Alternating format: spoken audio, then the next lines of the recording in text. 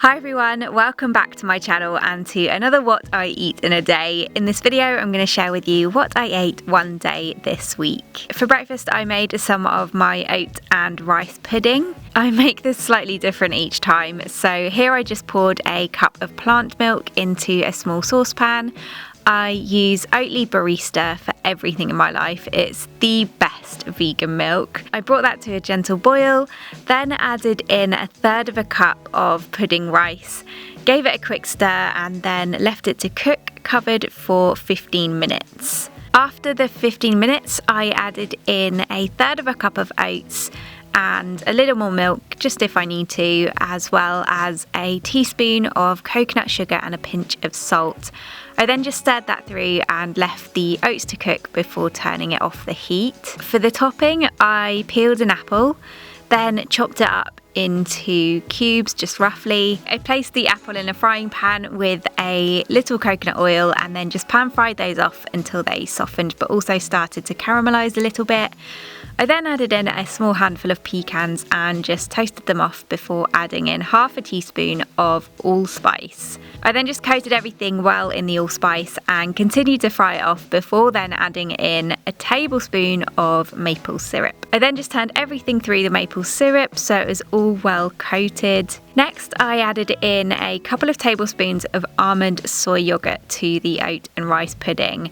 Enough to make it really creamy, and I just gave it a good mix through. I usually always go with these measurements in terms of the milk, oats and rice, and sometimes I'll eat it all in one go. Sometimes I'll save half to have cold out of the fridge for breakfast the next day so it's already prepared for me. And I had half here because of the apple and pecan topping as well. It depends what I'm having with it. I also sprinkled some ground cinnamon over the top and drizzled on some almond butter too. This is one of my favourite go-to breakfasts, but I like to switch up the toppings just so it's not always the same. As I said, if I make some, it usually covers me for breakfast the next day as well. It's filling, it gives me energy, and I don't feel the need to really snack between lunch. Adding the yoghurt makes it so creamy and light, and I like the mix of the oats and the rice together for the slow release energy that the oats give. And this apple and pecan topping is so good with it. The flavour of the different spices works so nicely with the soft sweet apple pieces, the caramelised crunchy pecans and the smooth almond butter. It's such a good breakfast.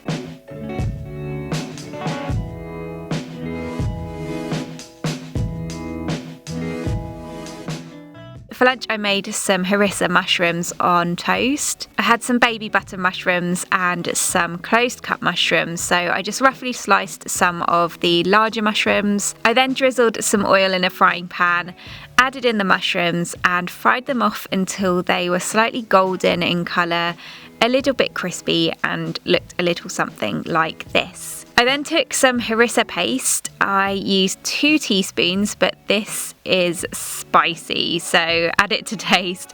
And then I just turned them in it to coat them all well and fried them off a bit more until they were almost caramelized in it. I then just put those in a baking dish and popped them in the warmer of my oven just to keep warm.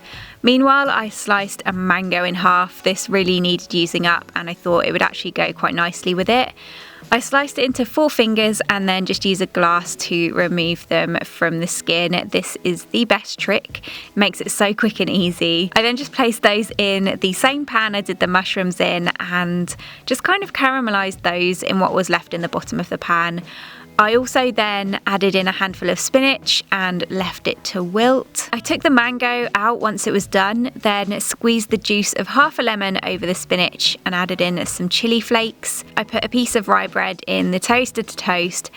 Then once that was done, I spread on a layer of hummus. And when I say a layer, I mean about 3 layers. I like it thick. I then added on the spinach and the caramelized mango. Took the mushrooms out of the warmer and added those on, and then I just find whatever else I can add on top really. So I squeezed over some more lemon juice, then sprinkled on some sesame seeds, a few chili flakes, some fresh coriander and some salt and black pepper. This lunch took me about 20 minutes to make. I eat some kind of variation of this most days for lunch, but it's honestly such a great way to use things up in your fridge. Just take some hummus toast and add whatever you've got on top. Rye bread is my favourite. It never makes me feel bloated. It's great for protein, as well as the hummus, which is also really nice and creamy with the spicy harissa mushrooms. The mango is really juicy, and caramelising it just gives it even more flavour, and it's refreshing too. It was a really nice combination together, but you could also add in some avocado, some roasted chickpeas, marinated kale. Loads of things would work for this to switch it up.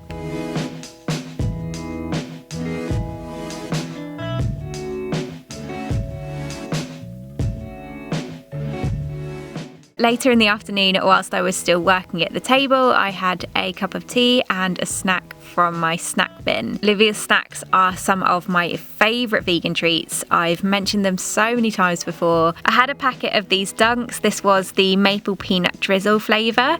These also come in caramel almond swirl and choco hazel twist versions, and they're basically small oaty cookies with a creamy nut butter dip. And just FYI, the packaging is 100% recyclable too. The cookies are crunchy but soft and chewy at the same time. Honestly, heavenly. And this dip is like a combination of maple syrup and peanut butter together. Such a great snack, all natural ingredients, and as I said, one of my go-to vegan snack brands.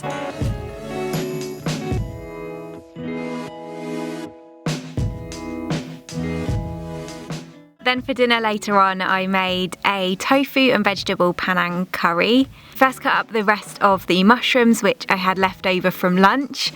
I just sliced them in half and then added those to a wok with some garlic infused oil. If you use regular oil, then add in some garlic. I next cut up a block of firm tofu into chunks and added those into the pan too. Then pan fried the mushrooms and tofu off for around 10 to 15 minutes until the tofu was slightly golden in colour. Next, I took a jar of Penang curry paste.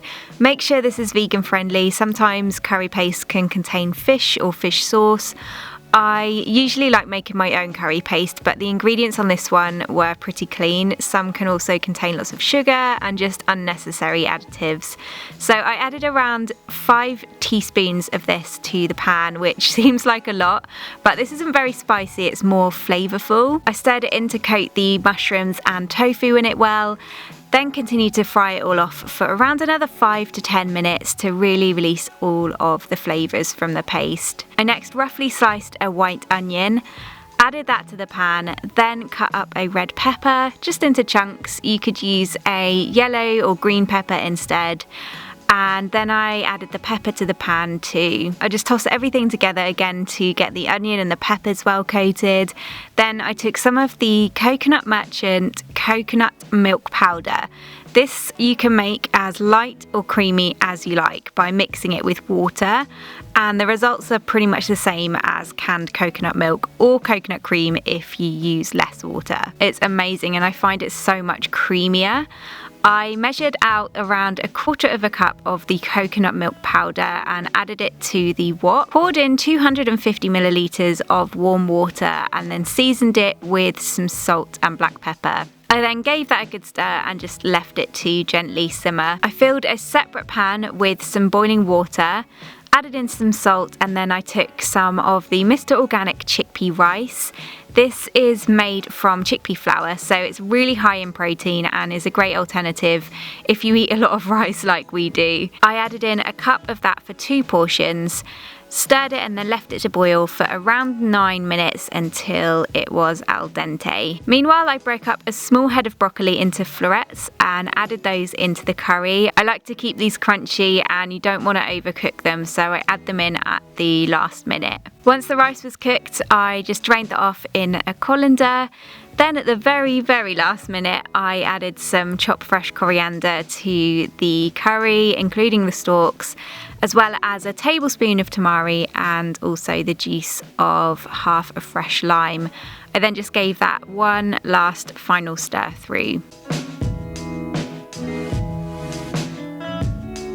I divided the rice between 2 bowls, then divided up the curry. This makes 2 portions in total. I also added a handful of greens on the side just to pack some in. And then on the top I added some sliced spring onion.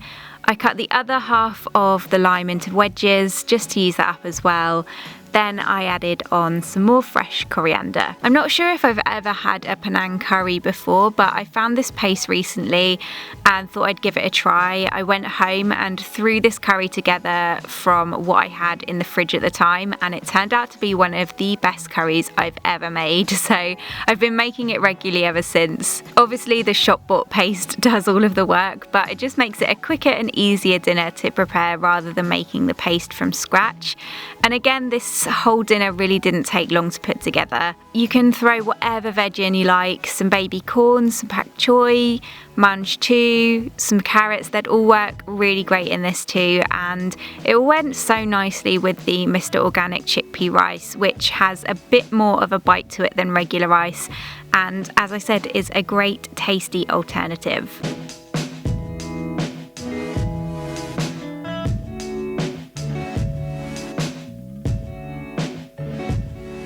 Then for dessert, you guys know I always have to have dessert. I took some of Divine's 70% smooth dark chocolate with raspberry that I already had open. This is insane.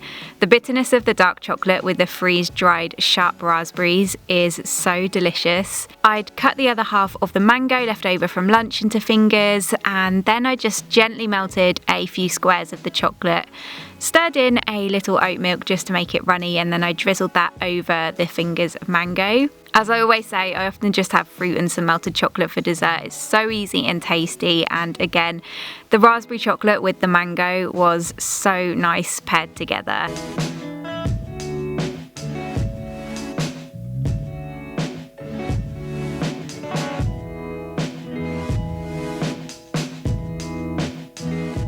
That's it for another day on my plate. I hope you all enjoyed this video, and as always, all of the recipes are written in the description box below. Thank you so much for watching, and I'll see you in my next video. Bye!